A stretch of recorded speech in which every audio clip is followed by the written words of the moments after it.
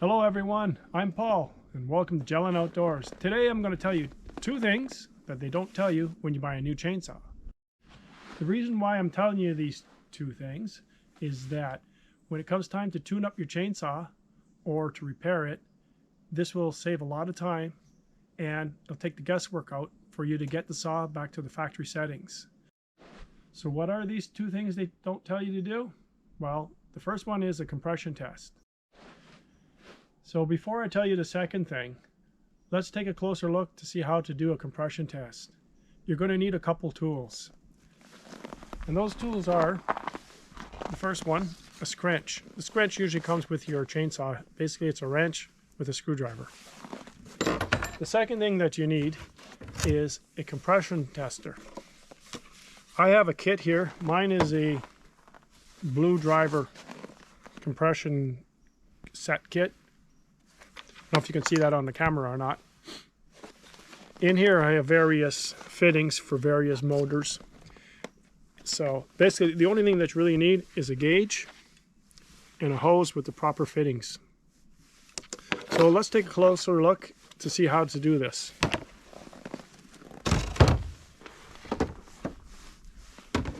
What you're going to want to do is do this test twice.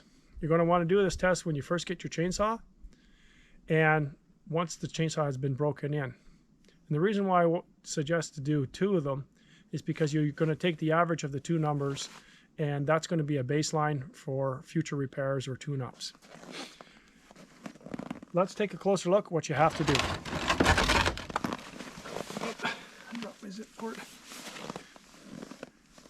What you're going to want to do is you're going to want to test with it cold.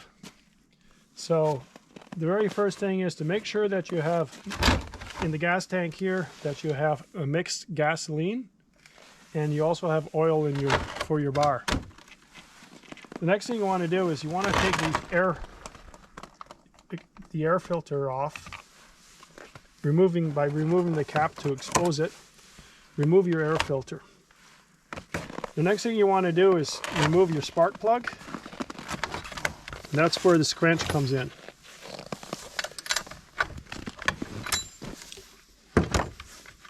So we pull the spark plug out. What we're going to do is we're going to take the hose and we're going to put the hose screw it into the hole where the spark plug came out. Now this does not have to be super tight, just put it till it's snug. It has a gasket usually at the end.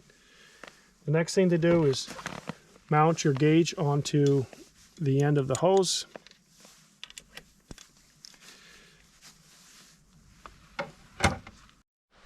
The next thing you want to do is open up your throttle, and you can do that by squeezing the trigger, putting a zip tie or piece of rope or some tape, as long as you have something to hold that throttle wide open. What you're trying to do is get as much air into the saw as possible. The last thing that you want to do is to make sure that your ignition is off, and then we're going to put the saw on the ground. You're going to pull the ripcord as many times as required to move the needle until it stops moving. So let's do that now. Now that I've got the chainsaw down on the ground, I'm going to pull on the ripcord until the gauge stops moving, or the needle on the gauge stops moving. So let's do that.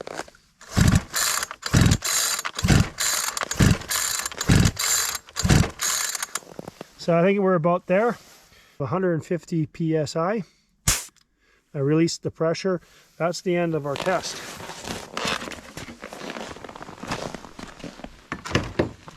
So now that I've tested with my chainsaw cold, I do recommend that you warm up your saw for a few minutes and do a second test. Now, the reason why I say that is that you should get a slight different reading once the saw warms up.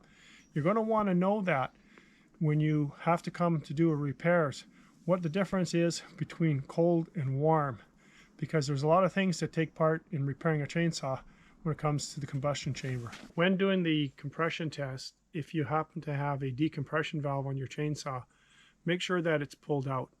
This will ensure that the pressure is built up in the combustion chamber. Let's take a closer look at the decompression valve. The decompression valve on this saw happens to be on the top on the right side. And if I'm going to start my saw, what I'm going to do is I'm going to depress it or push it down, and you'll hear a click. Now it's in down position. Basically, if I pull on my ripcord over here to start my saw, it'll be a lot easier. As soon as the saw ignites, the decompression valve will push it back out from the pressure. The next time I start my saw, I'm going to push that decompression valve back in. That's basically what it does. It releases pressure in the combustion chamber, making the saw easier to start. And for our test, when we do a compression test, you want to make sure that it's pulled out so that it builds the pressure up in the saw. You'll hear a lot of other people talking about two other methods to test the compression in your chainsaw. The first one is to put your thumb over top of the hole where your spark plug is. I'll show you that. Basically, you're going to put your thumb on top and you're going to pull the ripcord, and you should feel enough pressure against your thumb that it should push your thumb off. The second way you hear a lot of other people tell you is to hold your chainsaw by the ripcord and drop it.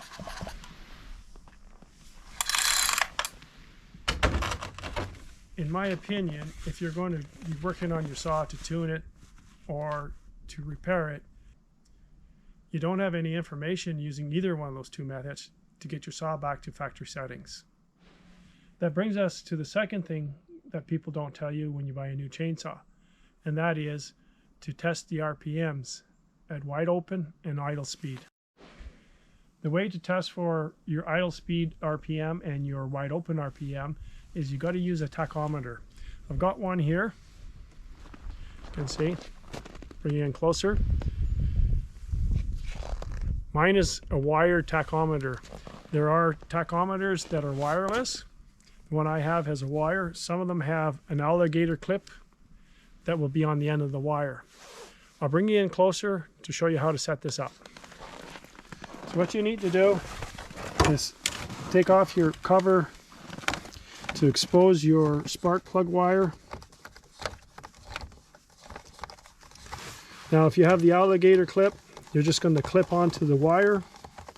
If you have a wireless tachometer, you just have to hold it near it. If you have a wired tachometer like I have, what you do is you take the spark plug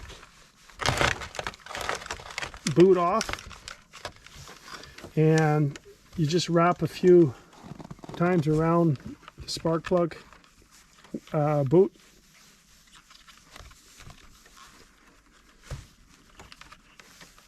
I don't think it matters whether you go 3 or 4 or 5 or whatever you do.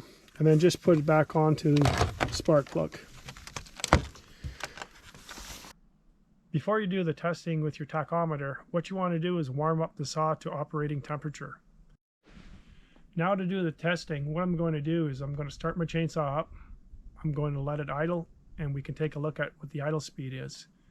After we get the recording of the idle speed, what I'm going to do is I'm going to squeeze the throttle so that it becomes wide open. Now once you have it wide open, once you see the tachometer not going up any higher, let go of that throttle. You don't want to have it wide open any longer than you need to. Let's take a look.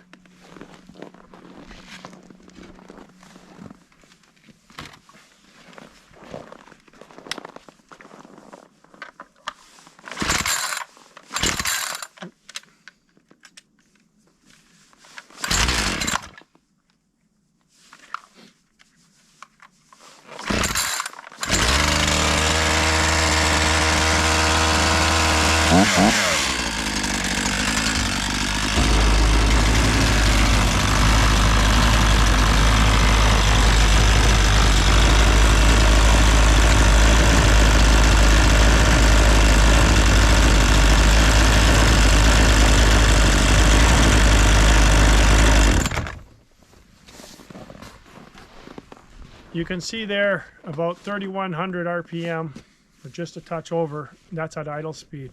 The next thing we want to do is we want to test the wide open speed. Let's bring you in closer for that. Got the saw running, it's just idling. Let's do the test for the wide open.